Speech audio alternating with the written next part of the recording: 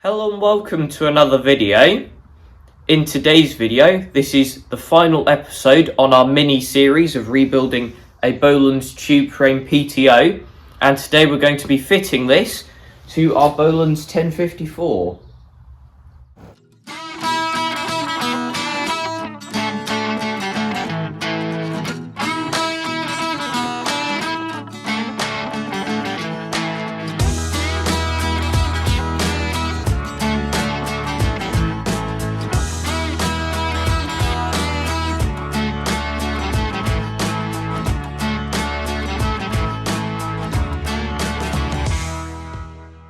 Now, before we get started today, I'd just like to talk about a comment on our introduction video to this project, which was from Open Air Adventure, or Kenny. Now, he talked about how there didn't look to be enough space under the front axle for the front shaft of the PTO to kind of go under there, and he is absolutely right. Now, the reason for that is the fact that we have our front hitch on the front of our 1054, which isn't a standard Bolens thing. That's a kind of DIY version, but works very well. And you can kind of see where the PTO shaft should go on our 1253, where you can see the UJ from the snowblower goes up under the front axle there, and that is pretty much exactly where the front hitch is on the 1054. So that'll have to come off to mount this PTO to it today. But the first thing we will do now is move this up onto the workbench, and we'll come back to you in just a second. As if by magic, we have the tractor on the workbench now, and we've taken off the front hitch, so that is out of the way too now. And while we were taking that off, we realised just how dirty this tractor is. It's absolutely covered in mud. We've already had to get the dustpan and brush out for all the mud that fell off the front hitch, but hopefully we won't have to contest with much of that when we're mounting this. But we've got the parts that we need: our rebuilt PTO, of course, the new idler pulley, some bolts for mounting this to the tractor and for mounting the idler, and the new PTO belts. Now I'm going to try and show you where everything goes and how it kind of goes together on the tractor, but it's a bit difficult in a tight space, so we'll just do our best. Hello. So first off, the idler pulley mounts to this bracket here, which if I just move that about, you might be able to see it a bit better. That's kind of the engaged position. That's disengaged, so that just gets bolted onto there. The PTO belts go onto this pulley here, which has a belt guard around it. So that's going to have to be either loosened off or completely unbolted to do this. Then you might have also noticed the other problem, which is the drive belts are right here in the way. So to get the PTO belts on, we have to kind of go behind the drive pulley and push them on, which means those drive belts have to come off the top pulley at least, so that we can then slide the PTO belts through and onto the other pulley.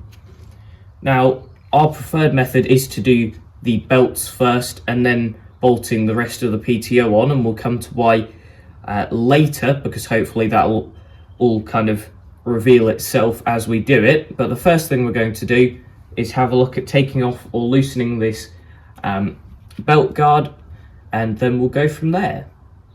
We're finding this a bit hard to film what we're doing, but I'll kind of go through what we've already done. We've got a pair of mole grips on the drive belt idler here, and that kind of held them off the drive belts, anchored against the dash panel, and that allowed us to pull the drive belts off the top pulley and dangle them off the pulley at the bottom, meaning we don't have to fully take them out, but they're still out of the way.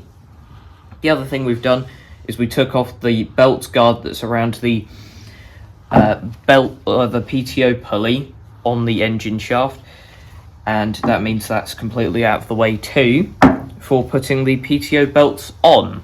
So my cameraman will go around to the other side and we'll kind of try and show you this from the top.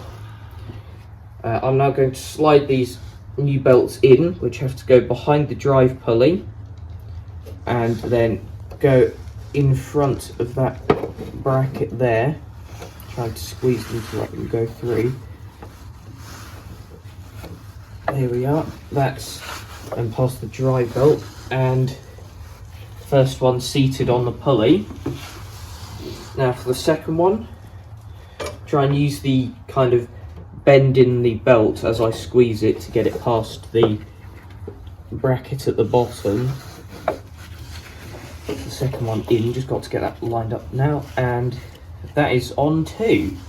That's quite perfect. Now I will push up these drive belts and see if I can't get these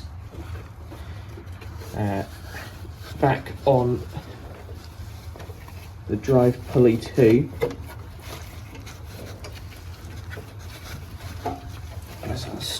That's stuck on something. Oh. There we are. Almost there.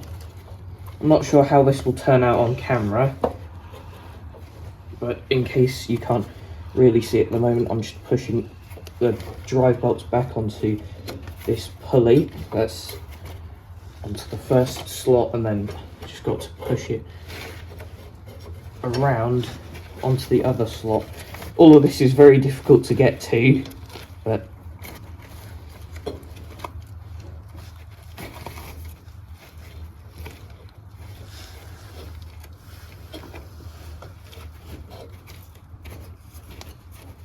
there we are. That's that one done, and now I just need to do the other one as well.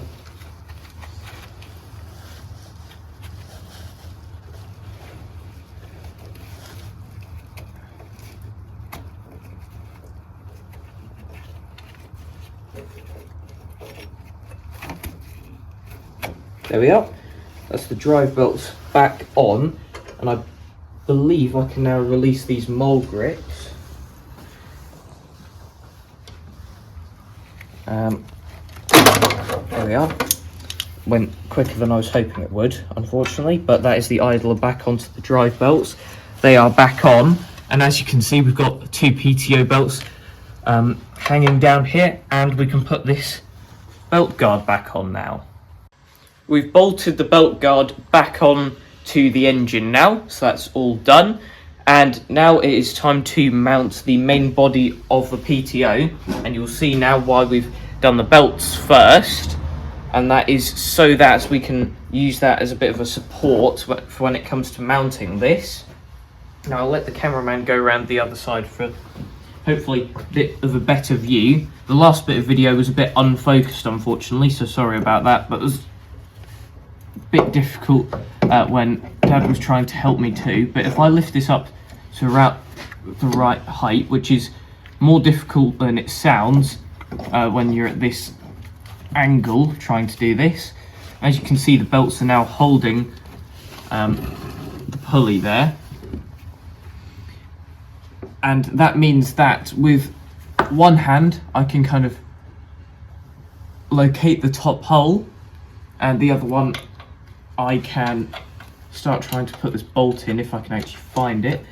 Obviously visibility is difficult for the camera and me trying to do these bolts. There we are, that's the first one in, and it does make it 10 times easier effectively having another hand in the form of those belts holding that. So that's the first one in. Now I just need to, obviously that's not done up tight, the tightness will need to be done in accordance to the tightness of the belt, which we will do in a second, which is why all of these bits on the PTO are slotted.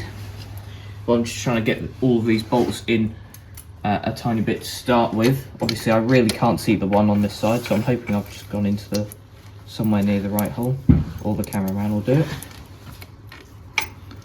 Can you lift it? That's fine. No, I don't think I can do it and hold the camera, so we're going to have to switch off at this point.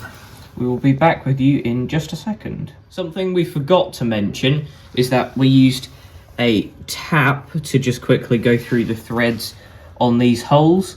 They looked pretty clean, but we're not fully sure when the last time that this had a PTO on it was, and we wanted to make sure the threads were as clean as possible, especially knowing how much mud we put on this tractor. But the next thing to do is to put this belt guard across. So I'm going to squeeze these belts, which should pull them in, and then I can kind of position this right.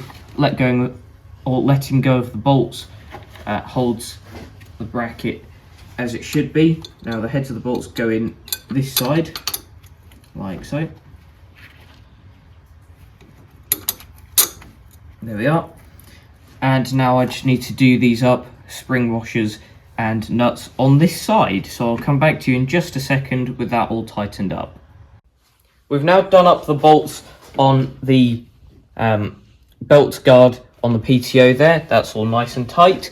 And the next thing to do is put on the idler pulley.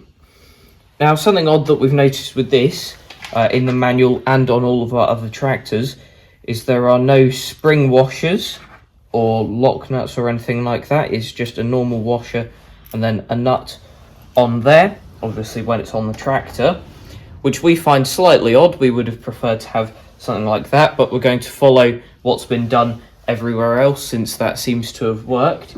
So just going to put this up onto here, get that through, washer on this side, and then the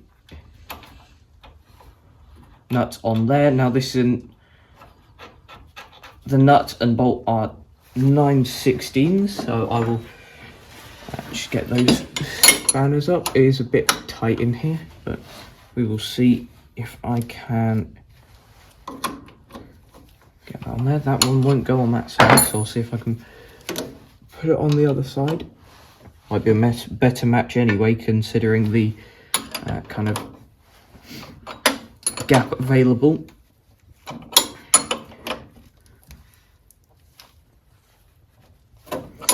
And that is quite tight now, so I'm just going to give the idler a bit of a move about. Now obviously the PTO isn't fixed yet, and that needs to be done according to the tightness, which we can now judge with this idler pulley on there. We've now tightened all of the bolts on the PTO, and we had to lift this to its highest position, which is also the loosest position for the belts, because they are quite tight at the moment. We have turned the engine over, and the PTO doesn't turn though when the idler is disengaged, so it's not too tight, but it's still probably tighter than we'd like it. We can't test the PTO today because it's raining outside, but at some point soon we will get an implement on this and see how it does. Now the last thing would be to put one of these dust covers on the end of the PTO. However, we only have one of these original things, so normally that would be the end for today. However, we had a very good suggestion from Stu at 29 Chev, as he's known as on forums and his YouTube account. He does watch our videos very often, so thank you very much for this suggestion, Stu. And he said that we could use these, which are the rubber ends from walking sticks. If we look at the ends of them, they're really not too different from the original, and with the inside diameter, they can be pushed onto here and used as dust covers. How's that? I think that's very good. So I'm going to put another one on the other end. We've ordered quite a few of these, so for all of the PTOs we rebuild in future, we'll be able to put these dust caps on them too. And speaking of that, we've got plenty of PTOs lined up that can be rebuilt in future. We actually found another one that needs rebuilding this weekend. However, all of that is a future job, but at least now we know what's kind of included in the process of rebuilding one of these, and we've discovered that it's actually not too difficult. But with that, that is the end of today's video, so thanks for watching, and I'll see you in the next one. Bye.